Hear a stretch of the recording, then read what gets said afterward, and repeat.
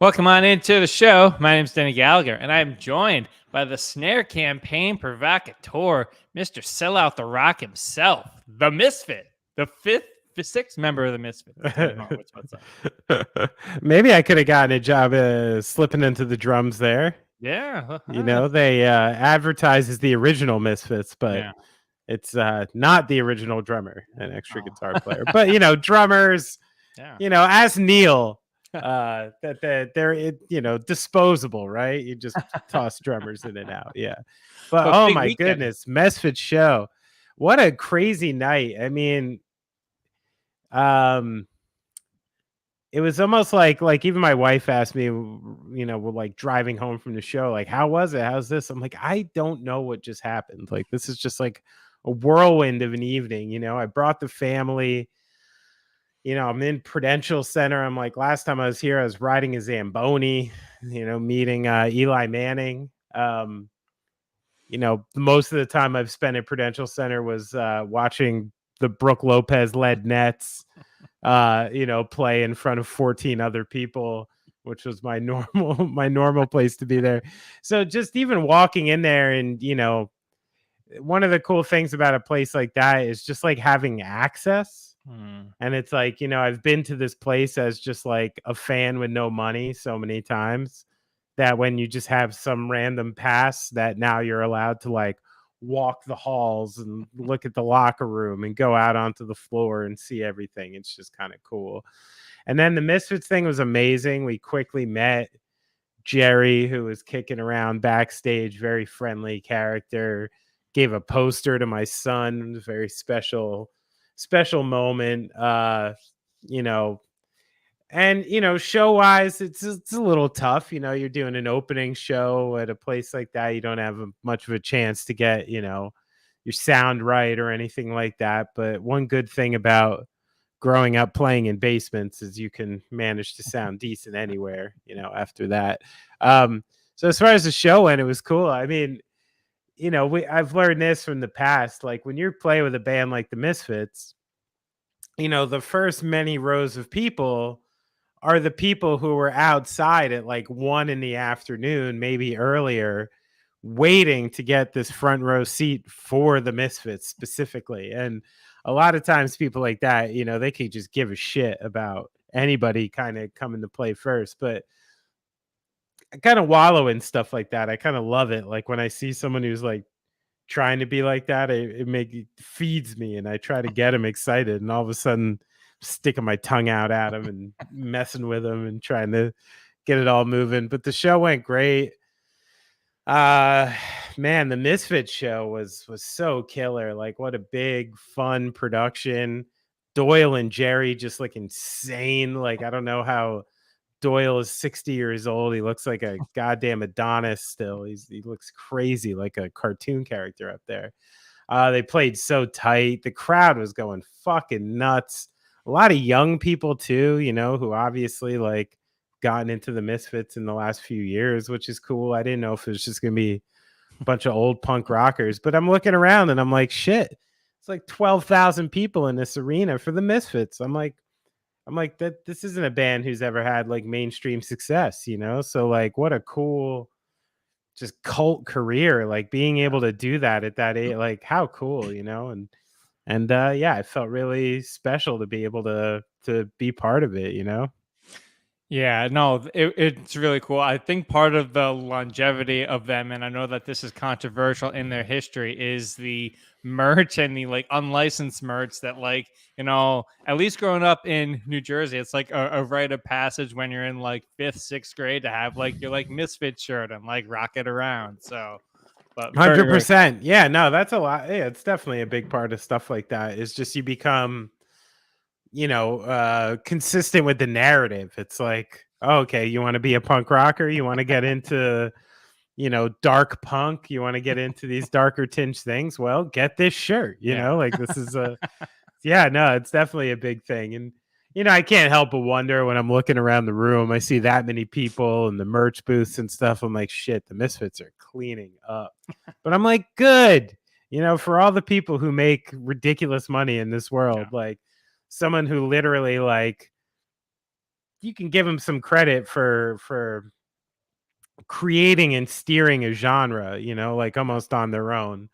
So like, fuck it, they should get paid. But you saw a lot of cool stuff. I mean, it's Jersey too. So even at one point, I see a crew of guys walk by with Lodi Pizza shirts. Clearly the crew who works at Lodi Pizza that they still keep in touch with and stuff like that. And then you talk to them, you see them come in the wild, and you're like, wow, these are fucking North Jersey dudes. You know what I mean? Like, and they still are what they are, Wow. So it was a special thing to do and see for sure. Let me tell you, it's you were talking about having the pass and being able to walk around Prudential Center. It's awesome to go from like, sitting in the nosebleeds to that. It sucks to go from like having the pass to not having the pass. Once you have the pass, you always want the pass. Yeah. Back to economy for you. I know. Too many times. But you know what segment is not economy? In fact, it's first class. I don't. It's This Day Music History. Oh. Ooh, little too. Yes. What you got today? All right. Any chance I get to talk about Madonna? Oh, yeah. I'm talking Madonna. And on this day in 1985, Playboy magazine publishes nude photos of Madonna taken before she was famous. The headline on the cover of Playboy is Madonna nude, unlike a virgin for the very first time. Like, Jesus, Playboy, come on, that's terrible. Now, it turns out the singer did a number of nude photo shoots from 1977 to 1980, starting when she was an 18-year-old at the University of Michigan, looking to get some extra cash. Then, after she's a huge star, Playboy decides to publish some of these shots. Also, Penthouse jumped on it and released some of these shots. They did also turn down nude photos of Miss America winner Vanessa Williams, saying, we think Vanessa genuinely didn't know what she was doing, didn't know her photos might be published.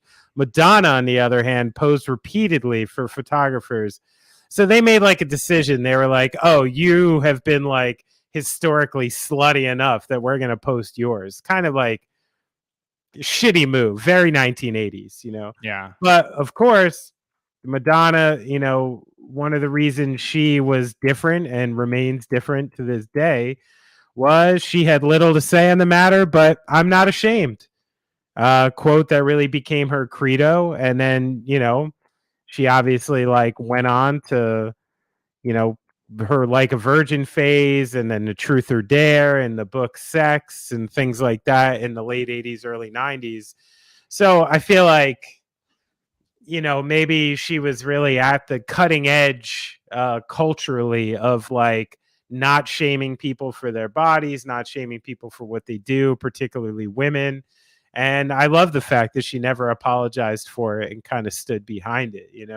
I think that's very Madonna of her, very Madonna of Madonna. And I appreciate it. So that's Madonna setting trends, my man. Big time karma, the fact that she's still around, still selling out shows, and Playboy and Penthouse are gone. So yeah, and where's Vanessa Williams? Get out of here. Crushing it, Is she crushing it? Okay. I think she's more of an actress now. No, I don't know. All right, give me your This Day, and I'll look into Vanessa Williams. All right, sounds good. On this day in 2008, the drum skin used on the cover of Sgt. Pepper sold for $1 million at Christie's in London. Other items sold: John Lennon's lyrics for "Give Peace a Chance" sold for $832K, and a pair of tinted prescription sunglasses belonging to Lennon, which he wore on the cover for Mind Games, sold for $79,000.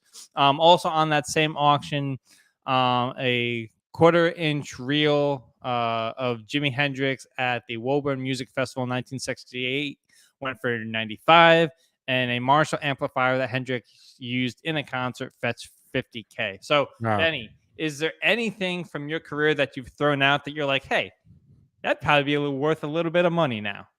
No. I have a stockpile of random shit in my base. It's like my oh shit box. It's like, all right, if all the shit hits the fan, this is the box I'm selling for some Yeah. extra scratch to get by for a few months. No, I've never really given anything too valuable, I don't think, unless it turns valuable in time. But yeah, handing out drumsticks and things like that, I don't think is something I'm going to regret over any Yeah. time. But it always is crazy to hear what kind of money this stuff goes for the 100%. collectors. It's wild. Just to tap in, yes, Vanessa Williams is doing pretty well. Yeah. She's had a good life. Yeah. She did not go down the tubes. Well, good for them. Good for both of them. It's good.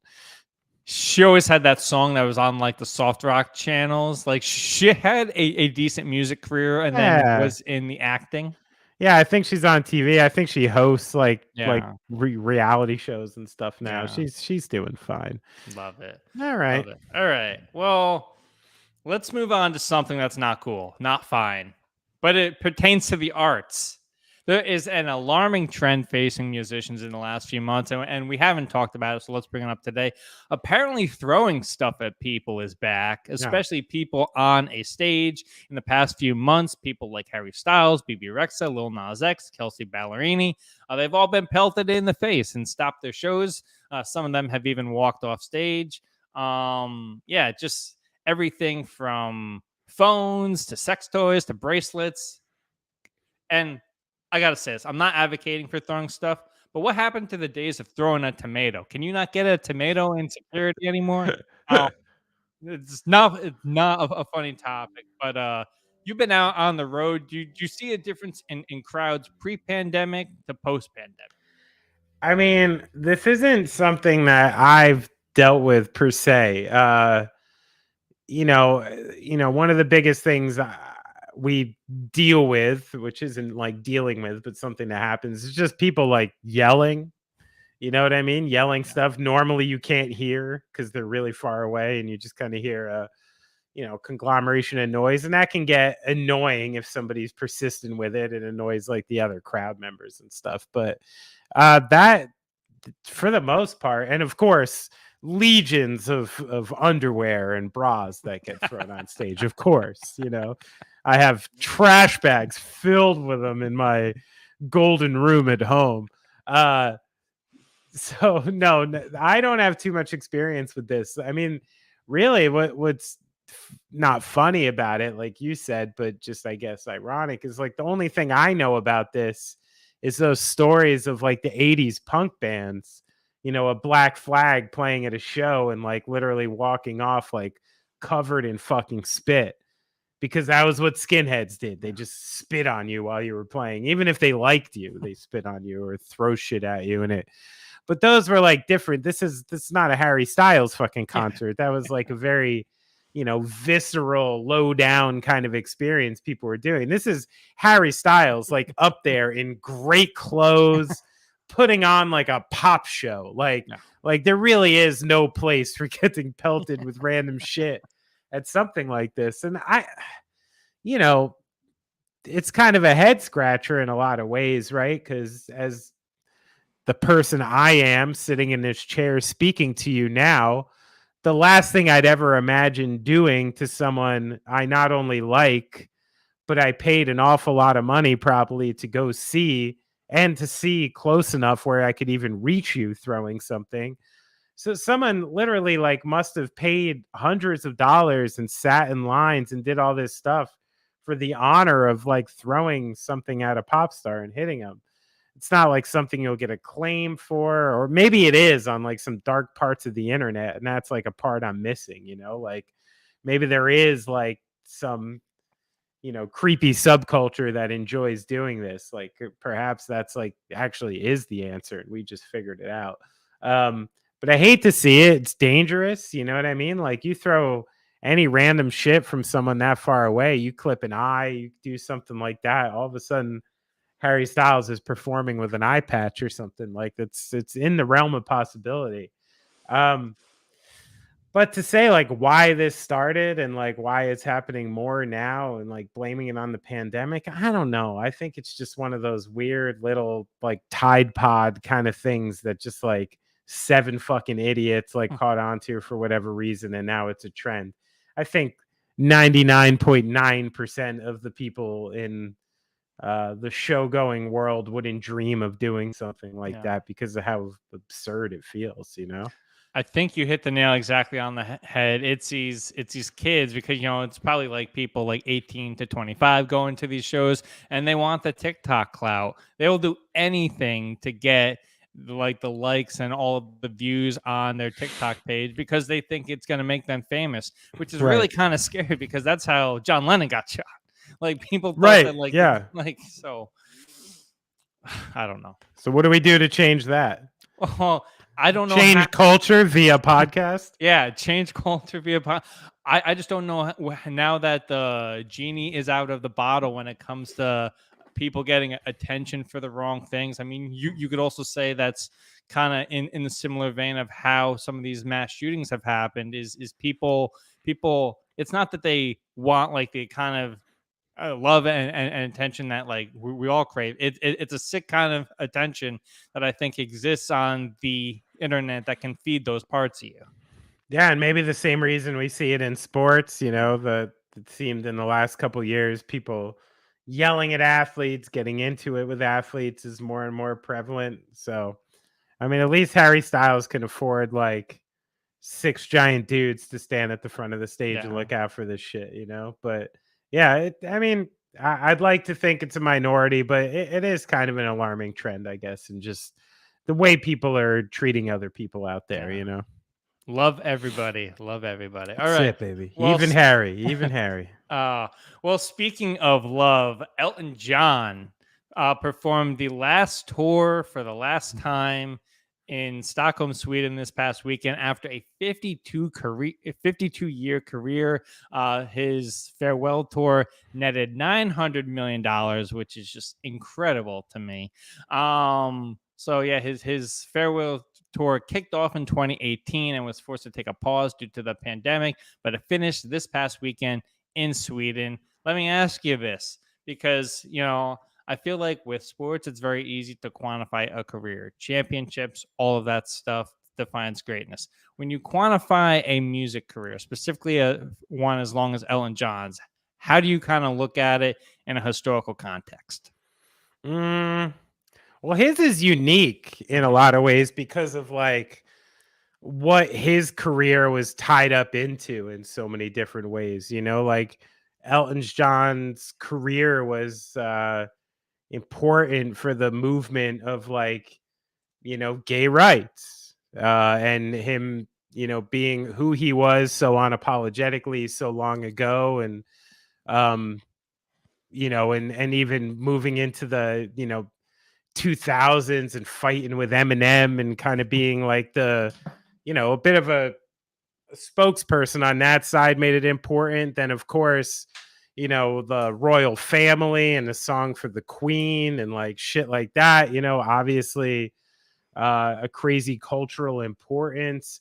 And then even like, the Sing movies use Elton John songs. There's literally a gorilla in Sing playing I'm Still Standing, and there's another generation of people, digging his tunes. And I think sometimes that's the way you can judge it, because if you go to like album sales or something like that, it's not really the barometer, because the Backstreet Boys have sold 20 times more albums than the Ramones have. And, like, so we can't just go to sheer numbers, or the same way in sports that people will be like, oh, Robert Ory was a better player than Karl Malone.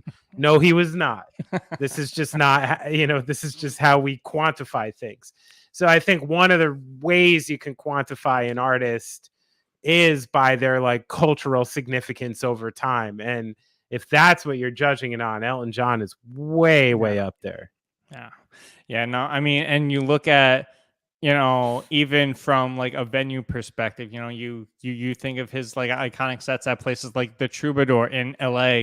Part of like, I don't think we're going to see a generation of talent that like there's venues that have become like mythical that they kind of help build the mythology of. We kind of saw that with like Prince and First Ave. There's a whole generation of people that kind of grew with the American music history, And it's kind of sad to see those people taking a step back from the limelight.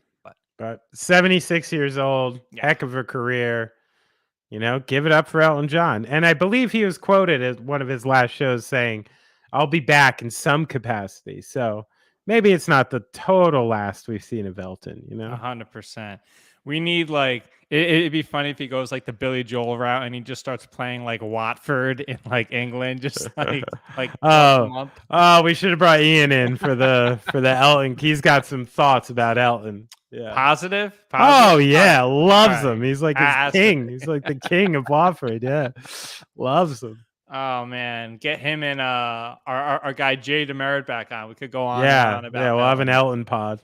Well, we got to take a brief moment here to talk about a legend that passed on June 29th. And that is Alan Arkin, Oscar-winning actor for Little Miss Sunshine, with a body of work that spans 7 decades of stage and screen acting. He died on June 29th at his home in California at 89 years old. More recently, Arkin received back-to-back Primetime Emmy Award nominations for The Kominsky Method with Michael Douglas. Solid show on Netflix. If you haven't watched it, go check it out. Beyond his screen career, Arkin has been on stage since 1961 when he was part of Second City. He made his Broadway debut in 1961 from the Second City. It's kind of easy to mix it up there. 2 years later, he scored a Tony Award for starring in Joseph Stein's comedy Enter Laughing. So a lot of great stuff there from Alan Arkin. Do you have a favorite project of his? Yeah, I was, he's always been a strangely important actor to me. Like when I always saw him in something, I don't think I can ever think of a time when I saw Alan Arkin in something and I was like, even if the movie is bad, even if the writing is bad, he's still good, and like he brought so much to every project he was in. And it's one of those strange ones because he uniquely was a character in some really important movies for me. But he was always, by the time I got to Alan Arkin, he was in his like dad/grandpa part of his career. So it always seemed like this very chill, kind of cool father figure type to me. And there was 2 in particular, being the dad in Edward Scissorhands, kind of that classic 50s, everything's, running off me like water, drinking my scotch, like just that hilarious, like low key way he played the dad in Edward Scissorhands. And then also the camp founder in this movie Indian Summer. I don't know, it's not a very popular movie, not even a great movie, but a movie about a summer camp where the kids come back many years later as adults, and Alan Arkin is the camp leader and the person who runs the camp, a very father-like figure in that movie. And he's like, he became in my head like the type of person you'd go to for advice, and just always had that really like warm yet funny way of presenting himself that made him extremely likable. And then, in Grosse Pointe Blank, he plays the hilarious therapist. He's Mike Myers' captain, and So I Married an Axe Murderer. Just these little like bit parts that are great. And then kind of reappeared to me in Little Miss Sunshine, where he essentially like changed my whole thinking about how I want to get old. I've ever since I saw that movie, I was like, you know what? At like 75, yeah, I'm going to start doing acid and maybe heroin and all the shit like I've wanted to do, but I wouldn't let myself, And I know that's like writing and stuff, but again, just the way he played it, how like, grisly, and then you mold into loving this character in just like a half hour before he dies in Little Miss Sunshine is huge. It was classic Arkin, where it mixed like warmth and funniness, but kind of like a stark reality at the same time. And then some late stuff like you're talking about. I loved him in Burt Wonderstone. Oh yeah, I know it's a silly fucking movie, but he's fantastic in it. and as you said, started in the early 60s. I mean, he was literally in Catch 22 in Yeah. 1970. It's a beautiful career. And it's one of those weird ones that, like, a lot of big names die. And I'm like, oh, yeah, that sucks. This one I heard and I was like, I was really upset. I was. It's like losing someone you kind of felt like you knew. Yeah. Other titles that we have to mention here: Glengarry Glen Ross, classic role in there. Argo and Havana with Robert Redford. Oh, right. Yeah. So big ups. Arkin. Yeah. You kind of don't know Thanks. who's gonna come in and take the mantle of like that kind of role, because we need older dad actors, but it's interesting to see who's next in that situation. Well, thanks, Alan Arkin. Thanks for many years of your performances. It's enriched my life.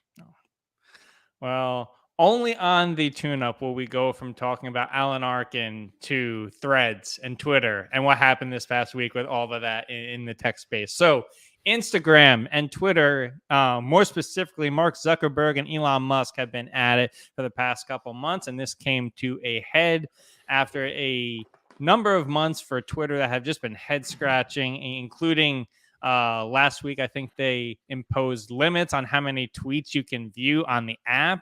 So this caused Meta, Mark Zuckerberg, to introduce Threads, which is essentially Twitter but linked entirely through Instagram. So, and people caught on to this and liked it so much within the first few days that Threads had in the first 2 hours it hit 1 million users and steadily climbed to 5 million, 10 million, 30, and 70, and has already passed 100 million users. How about that? Wow.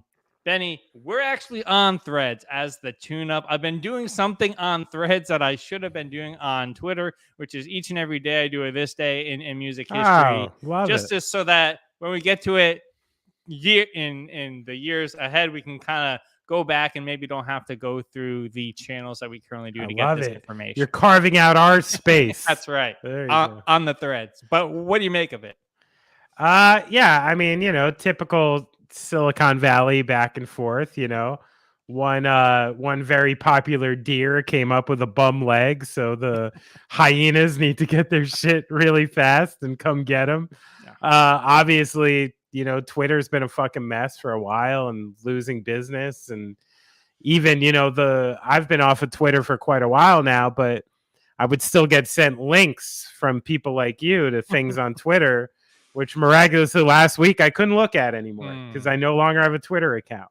So, even just the flash pages of some news, I'm not even allowed to see because I don't have Twitter anymore. So, I think, someone got into that company who, maybe understands engineering and understands, money to a certain degree, but doesn't understand the product you have, what people like from it, and how much they'll tolerate to keep using it. I mean, I think it's been the classic mistake of a lot of these social media companies that have come and gone is the idea that they believe they're so important in the space that they can't go away.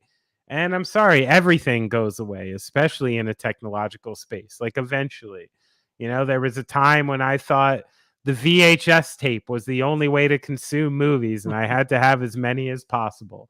And, everything suffers from the idea that you think you're going to be the most important thing in the room forever. So, Twitter's getting another lesson in very smart people competing against you. And yeah, here we go. Here's another one that I'm supposed to get that I probably won't. And the thing that I'll say, because I've been using it for a couple of days, I want on all these platforms, and this is when Twitter was great, I don't want to see content that I don't follow. What is with all of these social media companies want you to see other people's content? If I wanted to see that, I would follow it. Like, you don't need to lead me there. I know. The algorithm gets really fucking annoying with that stuff. It's like I literally go onto Instagram like twice a day just to make sure I'm like semi staying relevant in this space. And then all of a sudden I'm on some video. I'm like, wait, what? Why is this even like show? And then I just immediately turn it off. And like, so I think again, like, they think they're so smart, but there's like a limit to what people are going to take and what people are going to consume. And they're going to have to back the fuck off at some point soon, The next step for them that Instagram is at least trying is they're trying to compete with Amazon so that you buy your stuff through checking out through Instagram. That's going to be wild. All right. It's going to work, but yeah. They already, I mean, it's already Facebook to Instagram. They already have your phones and stuff like, so, I mean, as long as it's easy for people where their cards are connected and they can press one button, they don't give a shit where it's coming from, And if you're on Threads, tune up HQ. There you go. Get on there. We love Threads. All right. Well, speaking of nice threads and a guy who's been tearing up the threads in Major League Baseball, Elly de la Cruz, man. We got to get to this because that I'm not a huge baseball person, though I've been watching a lot more baseball this season since these games are so fast. I love it so much. But Elly de la Cruz this past weekend became the first Reds player since 1919 to steal second, third, and home in the same inning. The latest electrifying feat from a guy who has really brought the Reds back for the first time in maybe my lifetime to being must watch. So, but rather than talk about it, this feat, let's show you. Let's roll the clip. De la Cruz goes. Pitch called a strike. Throw down on a skip late. Another steal for Elly de la Cruz. That's his 14th swipe, caught just twice in the show. Well, Contreras did not even have time to get up to set his feet. He had to throw it from his knees.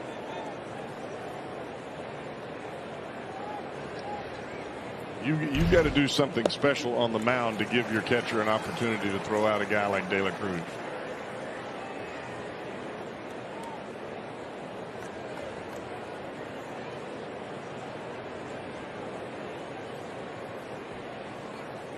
He takes off again. Pitch down and in. Fade throw. There's no chance.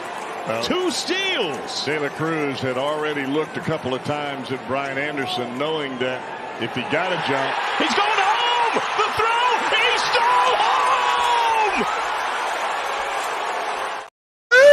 home. Woo! Unbelievable. Come on.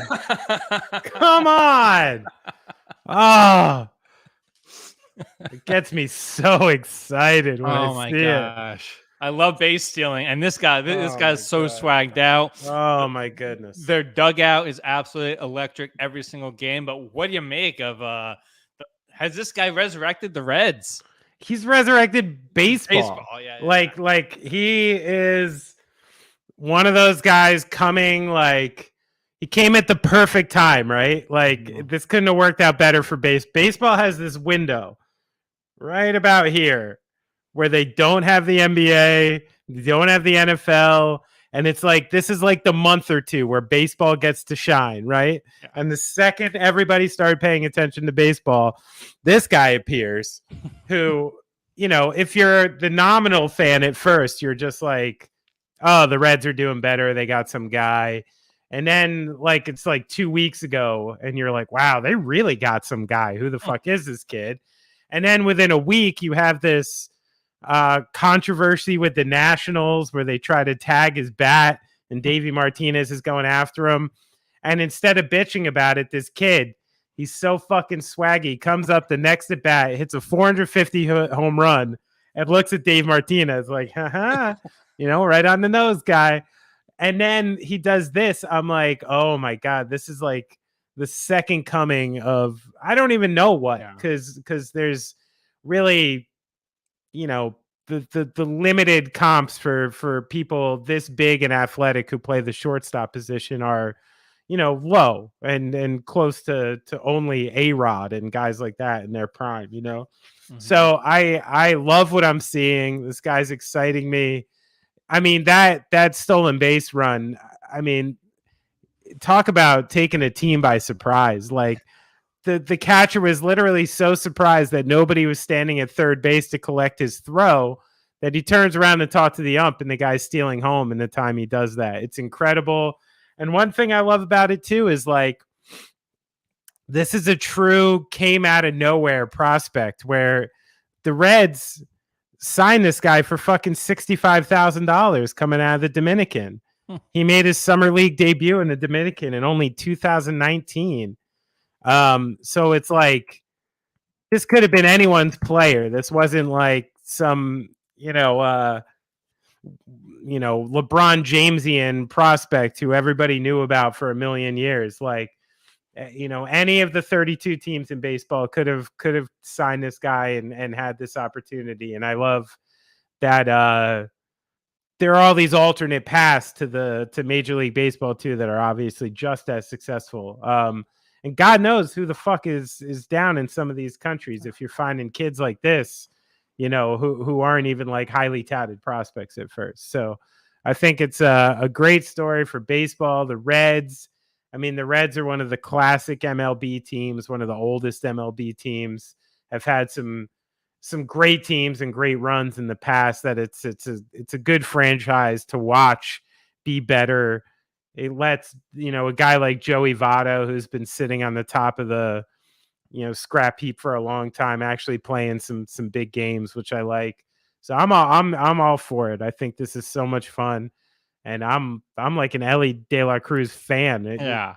I'm fixing to wear like fake gold. I'm so excited about him. It's so good to see baseball embracing who their players are rather than be like, oh, you need to be like clean shaven and like let the guys be who they are, because that's what the fans want to see, personality. The modern fan wants to see personality.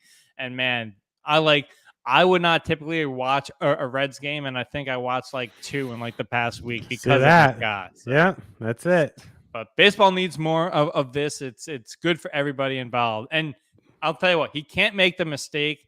Don't go play in San Diego, because I feel like that's where, like, if you go to play in Southern California, you kind of get off of the radar a little bit. Yeah, I mean, I think the Reds would be foolish to let this guy walk anytime soon. 100%. So this was crazy the other day. I don't get to watch too much Ohtani because it just doesn't line up with life. I watched his outing against the Padres last week, and it was the first time he gave up back-to-back home runs pitching. I was like, what are the odds? What are the odds? Yeah. He's still a human after all. That's right. Well, a human that could potentially be on the move, but we'll talk about that at a later date, depending on what the Angels want to do. Let's talk about I think it's looking increasingly like he might be on the move. I mean, if you asked me a month ago when the Angels are at full strength and they're 10 games over 500, and you're like, okay, maybe they can manage it, because this doesn't seem like a guy who wants to fall. But Trout, been getting hurt every year for the last few years, is back on the IL. They're 500. They're starting to slip in the standings. And now you really got to wonder, what could be worse for the Angels, losing Shohei Ohtani or losing him for nothing? Yeah. And I think that conversation is starting as the Angels get worse and worse as the year goes on. That story is getting thicker and thicker, I think. Do you think that Ohtani, and now, the teams that are going to be in the mix for him, you have to assume Yankees, Mets, Phillies, probably, maybe Cincinnati tries to get into the mix here.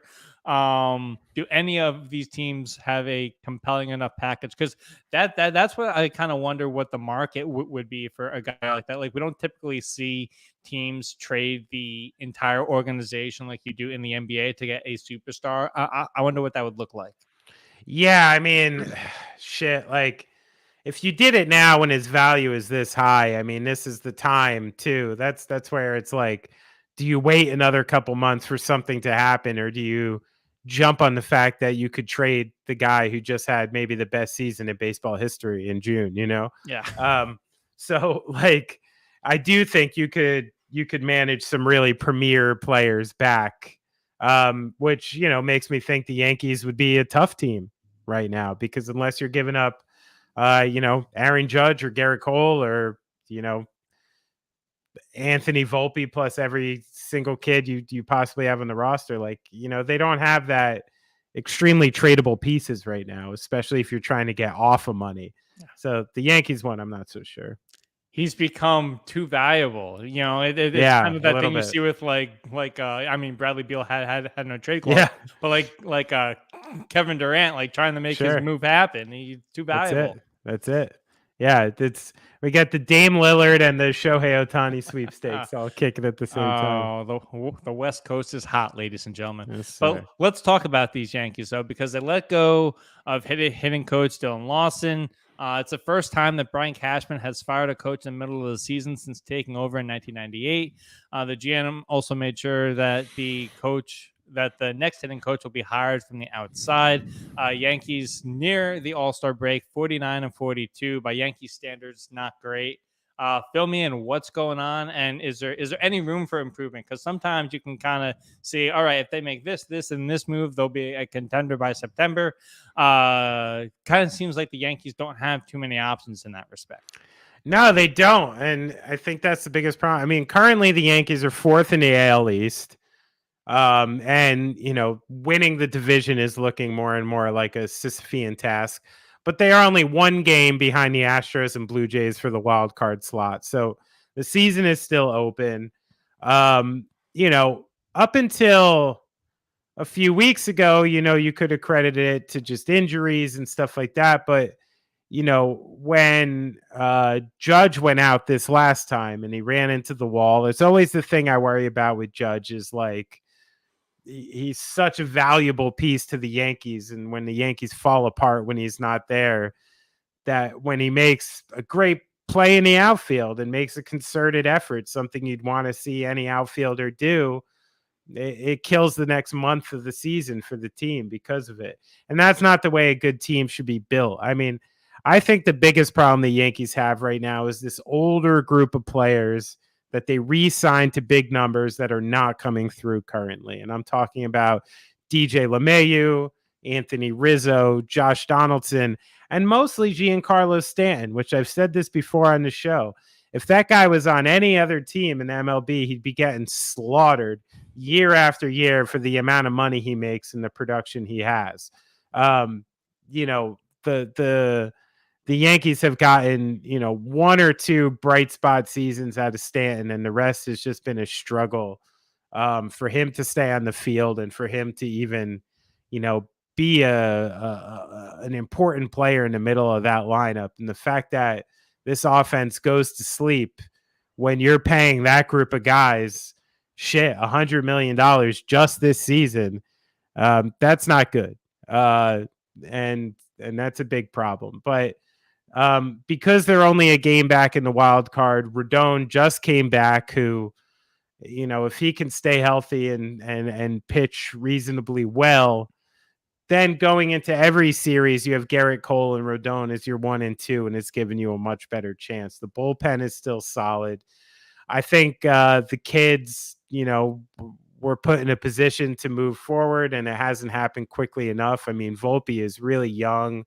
Peraza and Cabrera just haven't really rounded into, regular full-time players. But I do see in the second half of the season, if you have a healthy Judge, a healthy Rodon, and maybe a complimentary move here and there, the season's not over.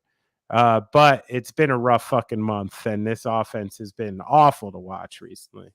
It seems like the vibe of the entire organization is off. You had Hal Steinbrenner go on the K show a few weeks ago and be like, nobody's on the hot seat. Then they turn around and fire the first coach. Yeah. And so it's like there seems to be like organizationally like a lack of, I don't know if it's communication, connectivity from like the top down. And it's kind of, in some of the contracts that they've given out in the past year that haven't panned out. And I get that the Yankees always like spend big to, get the big return, but a lot of those chips have not cashed in.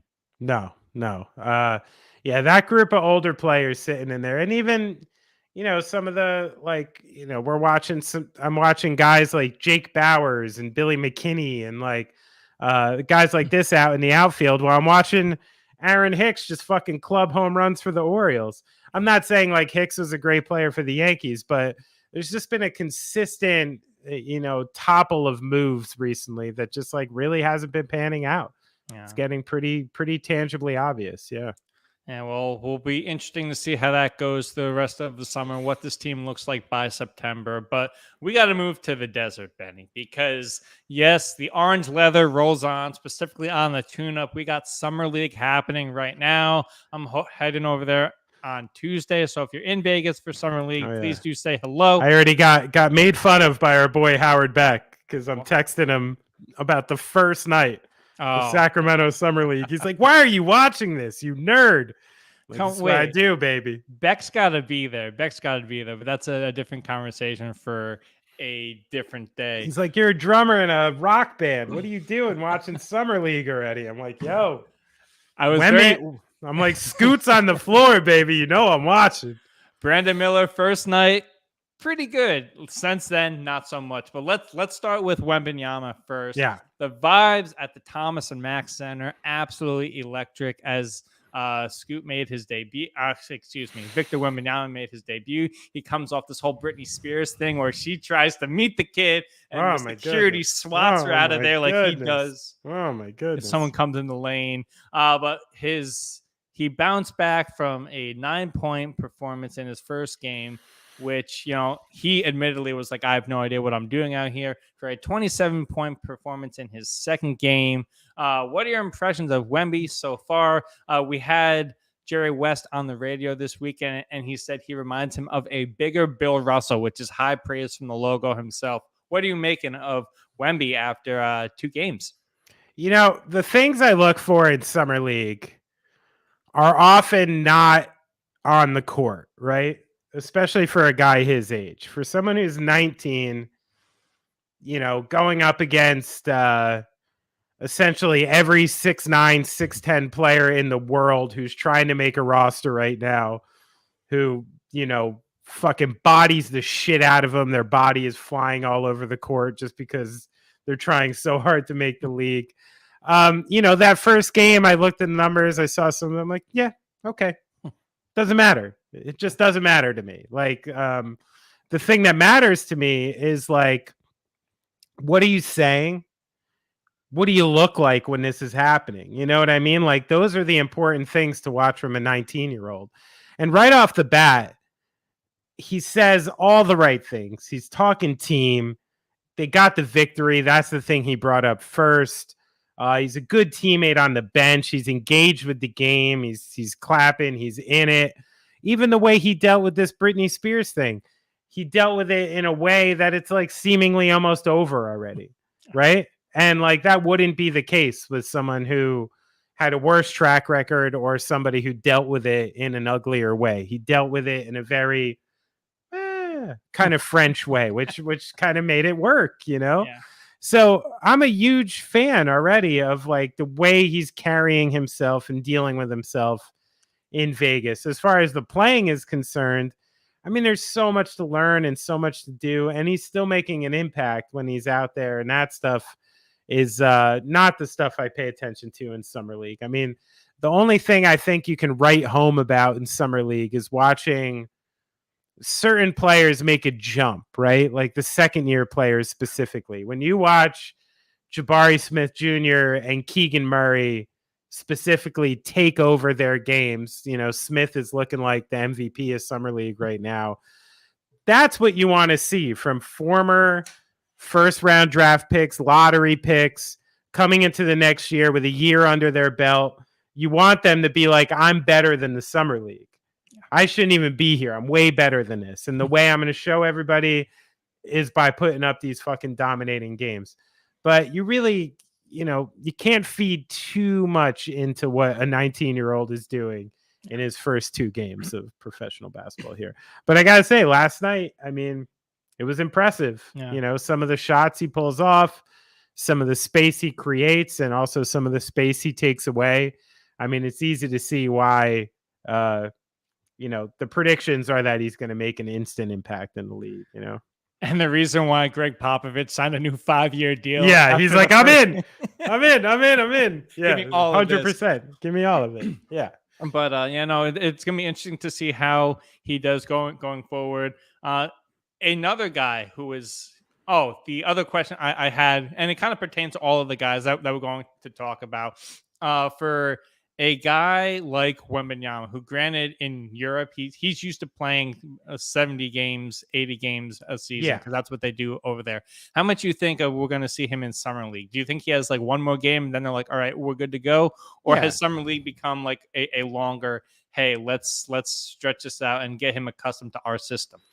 I mean, I think he's still going to get minutes. He's still going to get out there, get the experience. But to that point, I think something becomes clear right off the bat, which is like 19-year-olds don't affect winning. It doesn't matter if you're Victor Wembanyama or not. Like, and I think it's pretty clear. Like the Spurs are going to be bad this year, probably. Unless they get Damian Lillard. Yeah, like they're 25 win team, 30 win team tops, and one of the reasons I think that is because I think you are going to see some load management on Wembanyama this year. Like he's never played a game never played a season like this. Are they going to try and push him 35, 40 minutes a game for 82 games? No, I don't think so. So, I think that's one of the things you're seeing, and one of the things people should ingest is kind of like a slow down. Let's enjoy watching this happen. You know what I mean? Let's enjoy watching him get better and become more dominant.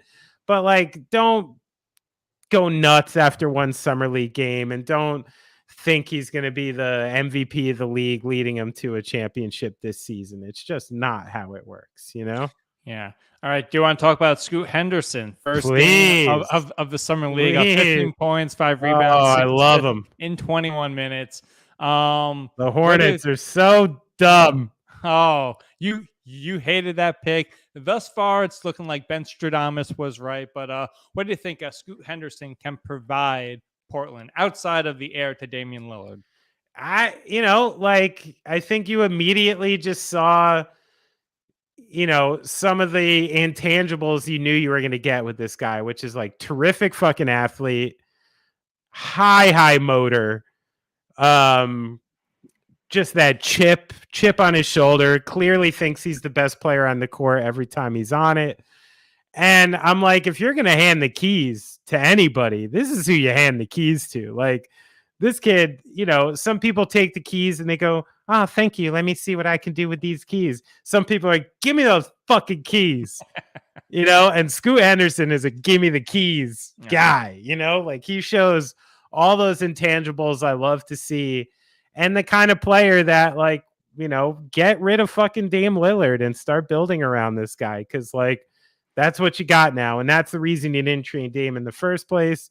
And you shouldn't have signed Jeremy Grant, and you should just be rebuilding right now. But, the same knock on Scoot is like some of his finishing, some of his shooting. And as we've seen, I spent 5 years watching people say LeBron James will never learn how to shoot. Like this is the one of the few things that can be improved, and often is improved with time when you're on an NBA roster. So it's actually the least thing I worry about. It's the other stuff, and he seems like such a worker from all accounts. He's a plugger, he's a gym rat, and I think it's going to get much better. So sky's the limit for Scoot, and I'm really excited about him as a player. Remarkable path to try to get to the NBA. Stopped playing high school basketball, went to G League for 2 years to work on his game, and now is ready for the show. It's going to be interesting to see. Sure, he could impress now. I want to see what Scoot's going to look like by like February next year up there playing with Portland. But certainly pieces in Portland if this Damian Lillard thing is over up there, which we should probably get to and skip talking about Brandon Miller for right now, right?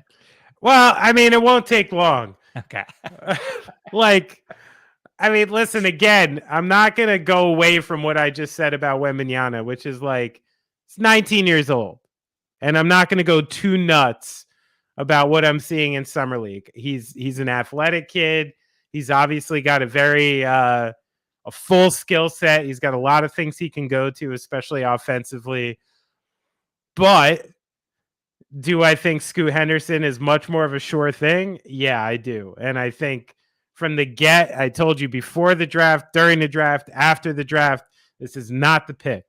This is not the pick. And I do think in the long run, it's going to be a mistake. Let's move on.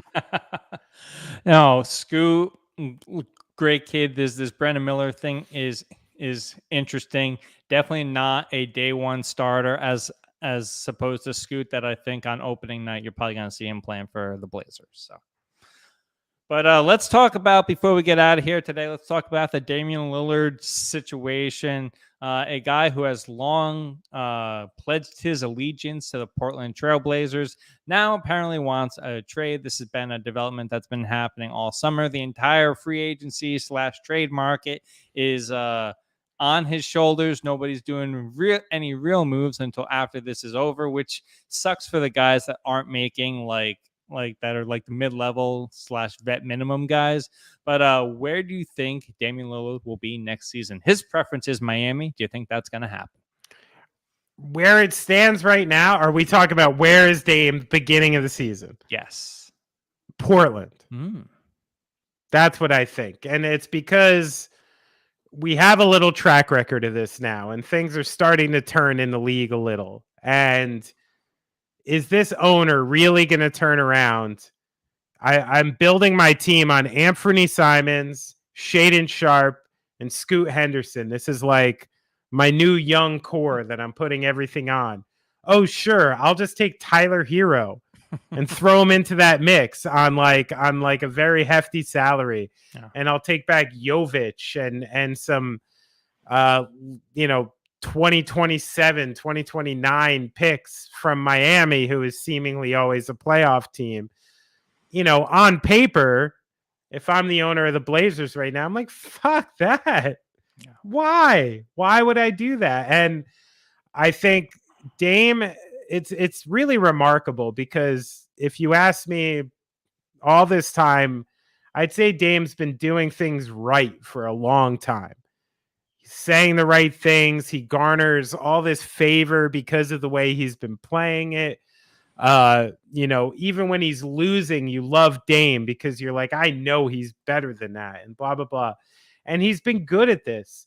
And then within like a 2-week span, he just fucking shot that whole thing by not demanding the trade prior to the free agency situation.